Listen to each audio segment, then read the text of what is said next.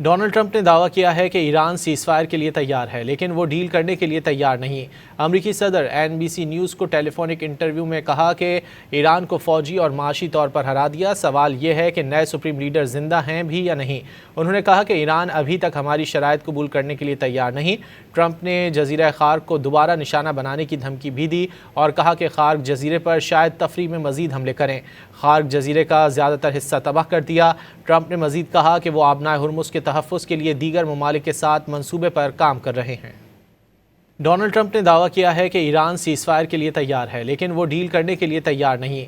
امریکی صدر NBC news کو ٹیلی فونک انٹرویو میں کہا کہ ایران کو فوجی اور معاشی طور پر ہرا دیا، سوال یہ ہے کہ نئے سپریم لیڈر زندہ ہیں بھی یا نہیں۔ انہوں نے کہا کہ ایران ابھی تک ہماری شرائط قبول کرنے کے لیے تیار نہیں۔ ٹرمپ نے جزیرہ خارق کو دوبارہ نشانہ بنانے کی دھمکی بھی دی اور کہا کہ خارق جزیرے پر شاید تفریح میں مزید حملے کریں۔ خارق جزیرے کا زیادہ تر حصہ تباہ کر دیا۔ ٹرمپ نے مزید کہا کہ وہ آبنائے ہرمز کے تحفظ کے لیے دیگر ممالک کے ساتھ منصوبے پر کام کر رہے ہیں۔